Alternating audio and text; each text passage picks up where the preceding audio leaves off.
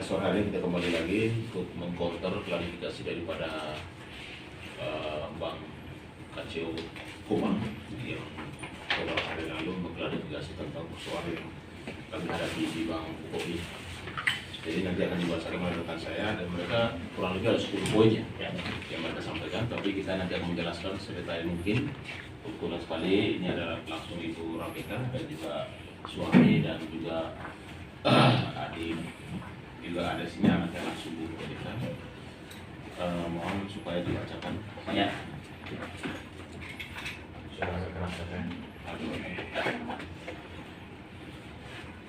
Oke, baik, selamat sore. Di sini saya akan paparkan atau saya akan bacakan 10 poin yang diklarifikasi oleh Bang Bukopin Kupang. Yang pertama, mereka mengatakan bahwa Bank Bukopin Kupang adalah perusahaan perbankan nasional yang telah berpengalaman semenjak tahun 1970, di mana dalam menjalankan kegiatan usahanya selalu mengacu pada peraturan perundang-undangan dan SOP yang diawasi oleh OJK dengan selalu memprioritaskan kenyamanan nasabah dan keamanan dana nasabah. Yang kedua, Bank Bukopin Kupang sebagai lembaga keuangan perbankan dibatasi oleh Undang-Undang Perbankan dalam menyampaikan informasi mengenai nasabah maupun simpanannya dalam hal ini rahasia bank. Oleh karena itu, dalam kesempatan ini kami tidak akan menyampaikan mengenai kronologis terperinci terkait permasalahan dana Ibu Rabeka Adutadak dan mohon rekan-rekan media memahami hal tersebut. Yang ketiga, bahwa berdasarkan peraturan perundang-undangan mengenai data nasabah dan simpanannya termasuk transaksi nasabah tersebut, Bank KB Bukopin Kupang hanya dapat membuka data kepada nasabah itu sendiri atau kepada penegak hukum yang sedang menjalankan proses hukum sesuai dengan peraturan perundang-undangan. Yang keempat, bahwa mengenai permasalahan dengan Ibu Rabeka Adutadak atas permintaan yang bersangkutan, Bank KB Bukopin Kupang dengan itikat baik telah menyampaikan rincian kronologis transaksi yang menjadi pembicaraan pada saat ini dengan data yang selengkap-lengkapnya pada tanggal 5 Maret 2020 di kantor Bank KB Bukopin Cabang Kupang. Yang kelima, bahwa terkait dengan permasalahan ini, Ibu Rabeka Adutadak pada tanggal 7 Juli 2020 telah melaporkan Bank KB Bukopin Kupang dengan dugaan tindak pidana perbankan kepada Direktorat Reserse Kriminal Khusus Polda NTT sebagaimana laporan polisi dengan nomor LB-B-7-Res.2-2-2020 SPKT Polda Nusa Tenggara Timur. Yang keenam, bahwa dalam proses hukum tersebut pihak Bank Bukopin Kupang telah beberapa kali diperiksa untuk memberikan keterangan dan juga menyampaikan bukti-bukti terkait dengan permasalahan ini. Yang ketujuh, bahwa terkait dengan proses hukum tersebut pihak kepolisian berdasarkan kewenangannya secara profesional mengeluarkan surat perintah penghentian penyidikan SP3 dengan nomor SPP NID /69/10/2020 di Treskrimsus pada tanggal 16 Oktober 2020 yang pada pokoknya tentang menghentikan penyidikan terhadap laporan polisi Ibu Rabeka Adutadak kepada Bank Bukopin Kupang karena tidak cukup bukti atau peristiwa tersebut bukan merupakan tindak pidana perbankan. 8. Bahwa berdasarkan SP3 tersebut maka cukup secara hukum pembuktian bahwa segala tuduhan Ibu Rabeka Adutadak terhadap Bank Bukopin Kupang adalah tidak benar dan Bank Bukopin Kupang secara profesional selalu menjalankan kegiatan usaha perbankan dengan mengacu pada peraturan perundang-undangan yang berlaku. Yang kesembilan, bahwa terkait dengan kejadian pada tanggal 10 Februari 2022 di kantor Bank Bukopin Kupang, Bank Bukopin Kupang sangat menyayangkan langkah-langkah hukum tersebut yang berasal dari pihak Ibu Rabeka Adutadak. Sebagaimana yang telah dijabarkan bahwa permasalahan antara Ibu Rabeka Adutadak dengan Bank Bukopin Kupang telah diproses secara hukum di Polda Nusa Tenggara Timur dan telah dikeluarkan SP3 pada pokoknya menghentikan pemeriksaan dugaan tindak pidana perbankan dan secara hukum dapat diartikan bahwa segala tuduhan tidak baik terhadap Bank Bukopin Kupang terkait dengan Ibu Rabeka Adutadak adalah tidak benar.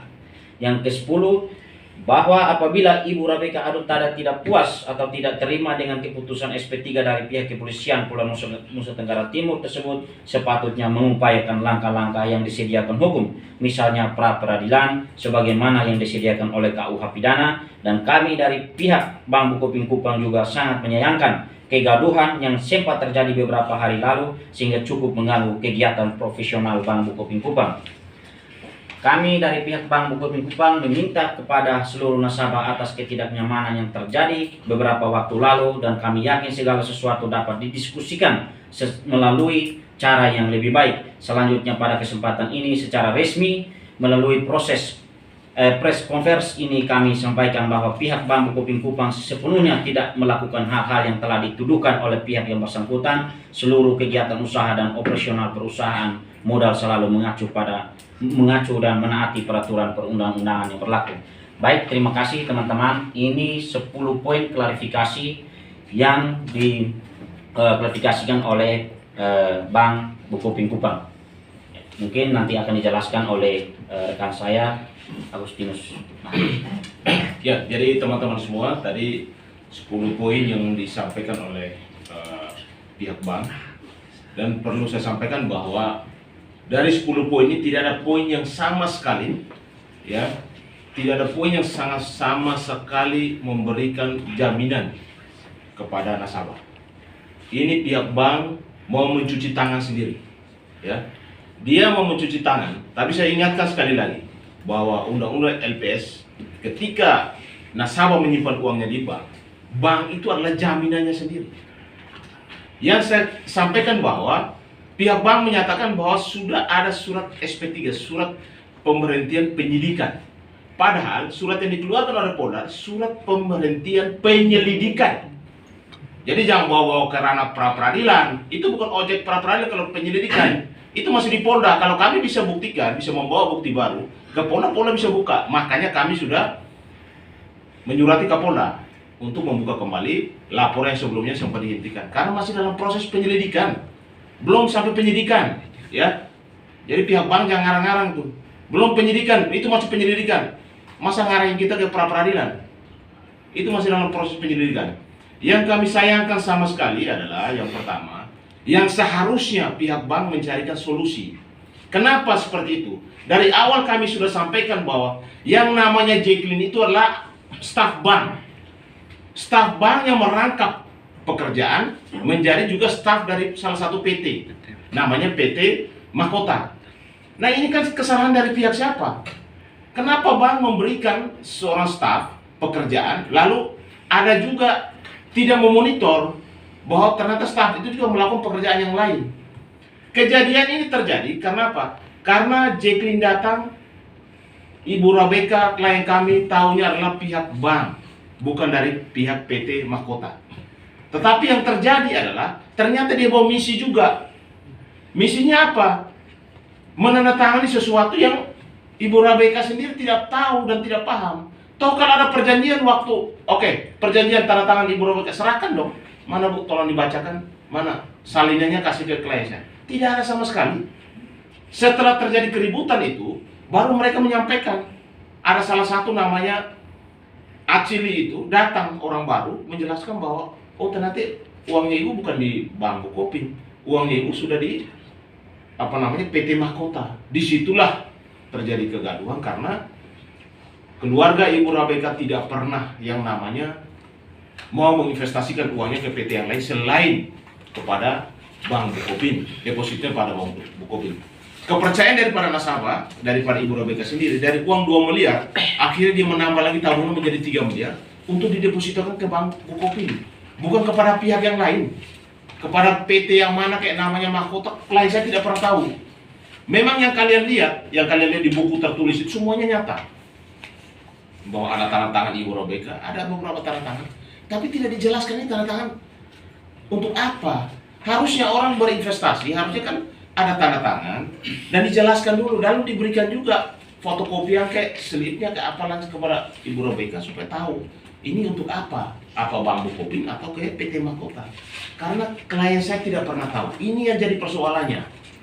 Kalau memang klien saya kemarin sampaikan, Pak Agus, kalau saya tahu bahwa saya sendiri yang tanda tangan dan juga sudah dijelaskan dari awal bahwa uang saya akan divestasi kepada PT Mahkota. Kenapa saya sudah bertahun-tahun saya berjuang terus? Karena memang dia tidak tahu. Inilah kenapa saya bilang ada konspirasi, ya, ada permufakatan jahat di sini. Ada orang suruhan bank, bawa seragam bank, bawa KTA bank yang selalu melakukan komunikasi, bahkan membawa dana mengeluarkan dari Ibu Rabeka sendiri. Lalu tiba-tiba beralih profesi, yang datangnya pakaiannya Bank Bukopin, tapi tiba-tiba beralih profesi membawa salah satu PT yang mana terselubung. Dan klien saya tidak pernah tahu. Makanya dari dulu kita sampaikan bahwa kami tidak pernah tahu yang namanya PT, yang namanya PT Mahkota. Yang kami tahu uang kami depositnya di Bank Bukopin. Mau sampai kami pun akan kami sampaikan itu, karena memang setelah kami teliti telah ada lain sebagainya, memang tidak ada uang itu kami mau alihkan ke PT yang lain. Buktinya di rekaman juga terkonfirmasinya satu jedahnya begitu banyak, dan ibu ditanya mau kirim uang kemana, ibu sudah tanya saya nggak tahu, saya tidak tahu. Saya juga tidak tahu bagaimana itu informasi dengan benar. Ada bahasa tiba-tiba BCA kok.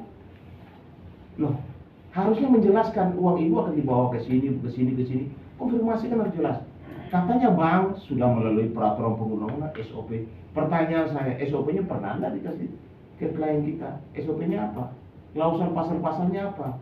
Supaya orang tahu yang dilanggar mana, yang perlu dijalankan mana, gitu loh. Dia hanya datang, minta tanda tangan, pergi lagi, datang lagi, kapan dikonfirmasi dan lain. Tidak pernah menjelaskan SOP daripada bank itu. Tidak ada. Oke, bicara tentang rahasia bank. Tapi kan orang perlu tahu dong, di bank itu apa sih? Standar operasional prosedurnya apa? Ketika kita menaruh uang, jaminannya apa gitu. Ini kalau seperti ini, ya ada oknum bank, ada staf bank bekerja sebagai staf di Bank Bukopin, lalu bekerja juga di pekerjaan lain. Lalu ada niat terselubung, ya.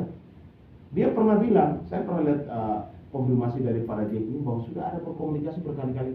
Tolong buka komunikasinya kapan? Yang katanya dia pernah menjelaskan kepada Ibu Robeka bahwa ada menawarkan investasi tersebut. Kalau ada rekaman atau ada konfirmasi kapan? Tidak pernah. Bahasa itu tidak pernah.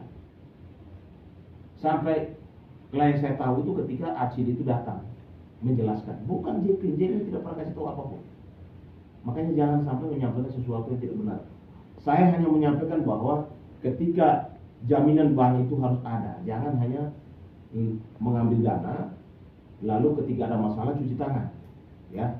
Dan saya kembalikan lagi bahwa kasus di Polda bukan berarti ditutup di SP3 harus dilihat pra-peradilan karena penyidikan, bukan. Ini masih proses penyelidikan, dihentikan sementara, ya, karena buktinya belum kuat. Nah, kita akan kuatkan yang bukti-bukti kita akan hadirkan supaya dibuka lagi Polda. Jadi tidak harus melalui proses pra-peradilan, karena kalau penyelidikan bukan objeknya pra-peradilan, kecuali penyidikan itu baru prosesnya atau objeknya lewat pra-peradilan. Dan harus digarisbawahi bahwa ya sebenarnya saksi utama, saksi yang tahu persis persoalan ini ada yang bernama Angel ya. Ini Angel ini tahu persis terkonfirmasi atau tidak, ya. Bagaimana perjalanan duit ini dideposit di mana, mau keluar atau ditransfer atau tidak, Angel ini paling tahu. Dan Jacqueline sendiri karena apa? Kenapa dia harus dikeluarkan dari bank? Pasti kan ada persoalan, ya kan? Kalau tidak ada masalah tidak mungkin dia dikeluarkan dari bank. Pertanyaannya apa dengan dia keluar dari bank lalu selesai urusan?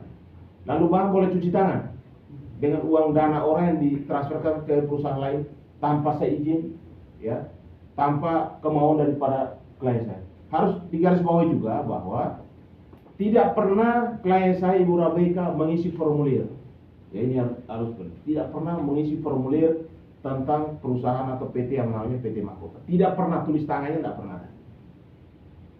Yang kedua, ketika uang itu misalnya mau ditransfer, harusnya menggunakan KTP asli daripada Ibu Rabeka. Faktanya KTP itu tidak pernah, KTP asli tidak pernah dikasih. Dan yang berikut lagi, tidak ada surat kuasa dari Ibu Rabeka kepada siapapun untuk supaya uang itu dialihkan ke tempat lain atau ke perusahaan lain. Ini sangat penting. Bagaimana uang 3 miliar keluar dari Bank Bukopin tanpa terkonfirmasi dengan benar, tanpa KTP asli, tanpa dia mengisi formulir yang dibawa itu bukan klien saya mengisi loh formulir. Bahkan formulir ini dia sendiri tidak tahu. Lalu PT ini pun dia tidak pernah tahu.